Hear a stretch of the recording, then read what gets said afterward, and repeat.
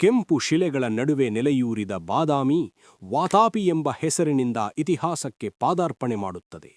ಇಲ್ಲಿ ವಾತಾಪಿ ಪುಲಕೇಶಿ ಸಾಮ್ರಾಜ್ಯದ ಬೀಜ ಬಿತ್ತಿದರೆ, ಅವನ ನಂತರದ ಕಾಲದಲ್ಲಿ ರಾಜಕೀಯ ಸವಾಲುಗಳನ್ನು ಎದುರಿಸಿದ ಮಂಗಳೇಶನು ರಾಜ್ಯದ ಸ್ಥಿರತೆಯನ್ನು ಕಾಯುತ್ತಾನೆ. ಆದರೆ ನಿಜವಾದ ಮಹಿಮೆ ಅರಳುವುದು ಪುಲಕೇಶಿ ಟೂನ ಕಾಲದಲ್ಲಿ.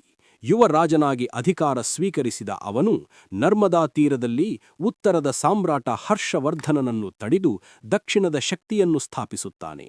ಯುದ್ಧಗಳ ನಡುವೆ ಕಲೆ ಅರಳಿ ಬಾದಾಮಿ ಗುಹಾ ದೇವಾಲಯಗಳಲ್ಲಿ ಶಿವ, ವಿಷ್ಣು, ಜೈನ ಪರಂಪರೆಯ ಶಿಲ್ಪಗಳು ಶಾಶ್ವತ ರೂಪ ಪಡೆಯುತ್ತವೆ. ದಕ್ಷಿಣದಲ್ಲಿ ಪಲ್ಲವರೊಂದಿಗೆ ನಡೆದ ದೀರ್ಘ ಸಂಘರ್ಷಗಳು ಜಯ ಪರಾಭವಗಳನ್ನು ಕಂಡರೂ ಕಾಲಕ್ರಮೇಣ ಸಾಮ್ರಾಜ್ಯ ಕುಸಿತದತ್ತ ಸಾಗುತ್ತದೆ. ಆದರೆ ಬಾದಾಮಿ ಚಾಲುಕ್ಯರು ಬಿಟ್ಟೊಯ್ದ ಕಲೆ, ಶಾಸನ ಮತ್ತು ಆಡಳಿತ ಪರಂಪರೆ ಭಾರತೀಯ ಇತಿಹಾಸದಲ್ಲಿ ಅಮರವಾಗಿ ಉಳಿಯುತ್ತದೆ.